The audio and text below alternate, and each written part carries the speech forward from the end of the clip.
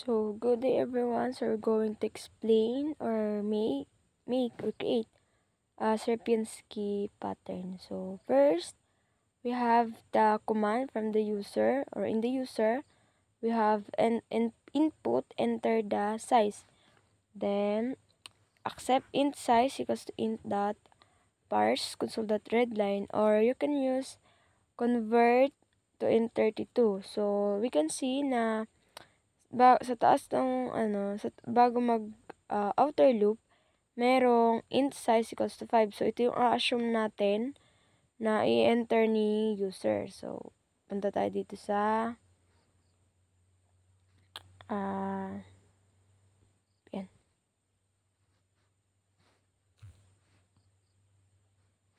Punta tayo dito sa outer loop. So, we have initialization, int rows equals to 1, row is greater, condition, row less than size, then we have iteration, which is row plus plus.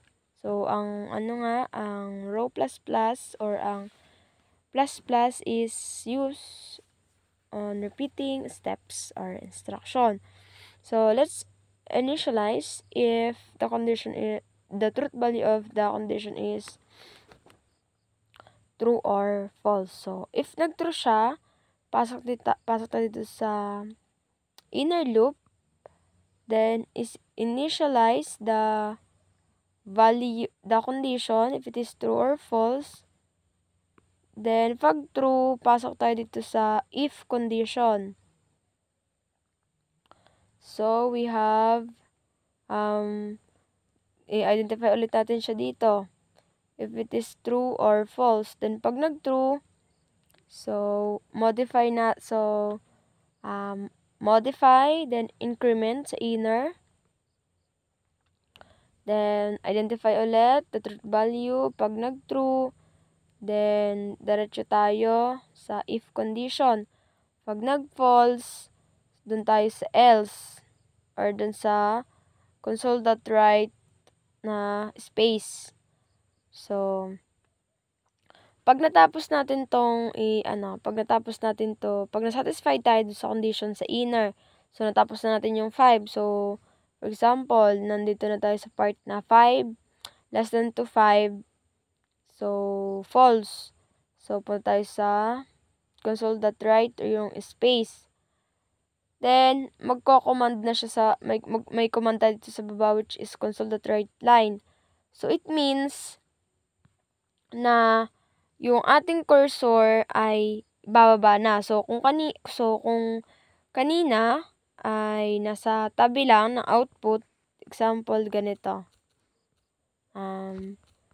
Kunwari ay nag-input tayo na, kunyari ang ating true ay puro ganito. Nag-true na tayo, nag-true siya.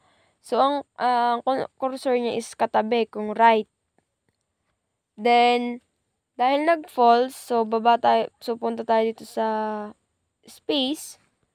Then, so, di ba katabi ng cursor yung output, katabi ng output yung cursor. So, dahil nag-on siya, dahil nag-right line, so, bababa siya dito sa padalawa. Yan. Ganyan. And then, so, ganyan na. And then, modify. Balik tayo sa outer loop. Then, increment. Then, identify the truth value of the condition. And then, bago tayo mag-initialize ng condition or mag-identify ng truth value, so, kailangan natin mag-back to 0 dun sa inner loop. So, dahil mag-uumpisa ulit tayo na i-code or i-initialize yung mga value, yung number nito or yung value niya. So, pag napalitan na natin siya ng 0 and then initialize ulit the condition, identify the truth value, and then pag nag-true, so, pasok tayo dito sa if condition. Then, pag nag-true ulit, so, dahil gumamit tayo dahil may or dito na operator, so, automatic, even may false dyan, true pa rin yung i-considered as answer. So, ganun lang siya, ganun lang yung cycle niya, ulit-ulit lang, basta nagto-true, and then, pag nasatisfied na nga siya, kunya, di ba hanggang 5 lang tayo. So, pag nag-5 na yung sa inner, 5 less than 5, so false yung sagot niya, so pupunta siya sa console.write, which is space. So, dahil space na siya, ang mangyayari niyan, bababa siya dun sa command. So, dahil may command pa tayo, hindi pa tayo pwede bumalik dun sa, bumunta agad sa outer kasi may command pa tayo dito sa baba. So, mangyayari niyan, kung kanina nag-true, so katabi siya ng cursor, then, bababa na siya, katulad ulit nito. So, nasa baba na yung cursor. So, saka pa lang tayo magmo-modify. Then, increment sa outer, then, analyze ulit or initialize ulit the condition if it is true or false. So, ganun lang yung magiging process niya. So, katulad nga ng sabi niya sa iteration, it is repeating steps or instruction. So, ganun lang siya ng ganun. Ulit-ulit lang ng process siya. So, hanggat hindi nasasatisfied yung condition or na-fulfilled yung hinihingi ng condition, so, magra-run at magra-run siya. Uulit at uulit tayo. So, yun lang ang doon. Then, so, yun pala, kapag may OR operator sa if condition nyo or sa for loops, so, ang hinahandle niya is, so, even may false, ang i-consider, basta may true siya dyan na isa or dalawa, kahit mas marami yung false, ang i-consider pa rin niya is true. True yung i-consider pa rin niya is a final answer. So, baka mali to. So, yun yung ruling ng OR. Na even may false dyan na madami, or kahit may isa lang dyan na true, basta may nag-true doon sa condition na yon, doon sa loop na yon, automatic, ang answer niya is true. So, same lang din naman siya ng process. So, initialize, condition. So, increment, kung i-increment, then modify. Then, kung true siya, increment ulit sa inner, and then process ulit. Initialize the condition if it is true or false. So, hanggang sa matapos natin yung code. So, sa last part na pag tayo ay tapos na, so, sa last part niyan, ang mangyayari kay outer loop, so, kunyari, natapos na natin sa inner. So, end na yung ating initialization sa inner. So, balik tayo sa outer. Kung ang hinihingi lang naman natin is 5, so, kapag nag-5 na siya, so, 5 is less, yung initialization niya is, ang equals na niya is 5, yung row, is equals to 5, and then yung size niya is 5 na rin. Pag pinag-ano mo siya na less than, so false. So, wala na siyang i-run, kasi pag nag-increment ka pa, 6 na yon. So, ang hinihingi lang naman natin is 5. So, tapos na yung ating program. So, lagi natin titingnan yung mga condition, yung mga operator, and then yung kung siya by increment or decrement. Kung siya by papasok doon sa spacing or siya ay mag-i-input ng star. Then, yung curly, huwag kalilimutan kasi mag-error siya. And then, huwag kalilimutan din yung sa command talaga.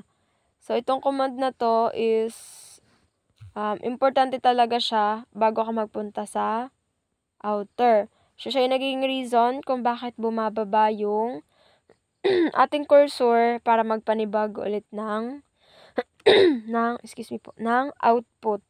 So, ang right naman, kapag mag-output tayo, yung cursor niya nga katulad na sabi ko kanina is katabi lang siya nung output. Pero pag right line, sa bababa siya.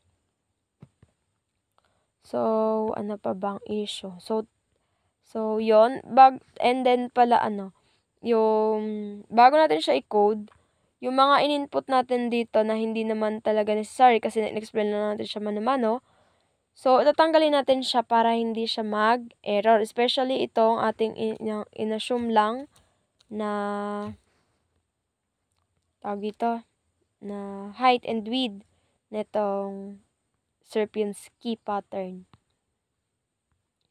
Then, kapag nag-outer na tayo, bago ulit tayo mag-process sa inner, bago tayo bumaba sa inner, papalitan natin yung current value niya ay yung value niya nung una ng current, which is 0. Then, saka lang tayo mag-initialize ulit. So, sa pagkakatapos ng pagkakatapos ng code or ng initialization natin sa inner, pag nag-fall siya, then labas tayo man din po tayong outer. Pag nag-initialize tayo sa outer, nag-increment tayo sa outer, bago tayo mag-process ulit sa inner, kailangan back to 0 siya. So, uulit tayo para mag-process ulit yung program. So, ganun yung process niya. So, try natin i-run. So, let's assume, yung in-assume na kanina ng user is 5. So, 5 yung gagamitin natin. So, ayun, we have 4 triangle. Sa taas, then sa gitna, and then 2 sa baba. So, ito yung tawag natin yung Sierpinski. So, always natin titingnan or mindful yung mga errors, yung mga kulang-kulang, semicolon, quotation, curly braces, operator. Baka siya ay hindi naman dapat naka-less than, ni-less than, or naka-greater than. So, dapat mindful tayo sa mga ganong scenario. Then, nababa. So, babang pwede nating dito.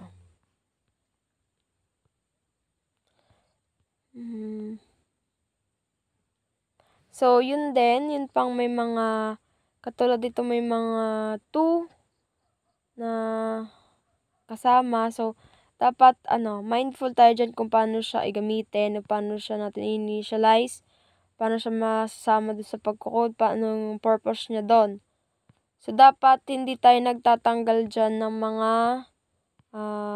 variable or condition na bakit ayaw natin ng ganon, tatanggalin na, so mag-i-error yan automatic. So, pwede rin naman natin palitan yung mga initialize natin, katulad ng I or row. Pwede natin siyang palitan ng any letter or any one na gusto natin, yung any things or letter or variable or naming na gusto mong ilagay doon. So, it depends on you kung paano mo siya papagandahin or kung paano mo siya gagawin. So, lagi lang mindful dun sa mga magiging reason ng errors para malimit yung time mo and then mag-save ka pa rin ng memory. Masasave mo yung limit mo din, ma-avoid yung sobrang daming error. Nagiging time consuming siya masyado. So, dapat lagi tayong mindful sa paggamit. So, try ulit natin siyang i-run. So, 5. So, this is the output or what we called Sierpinski pattern. So, that's all for today. And I hope you learned something. I hope you learned something new and you understand the process, the conditions, and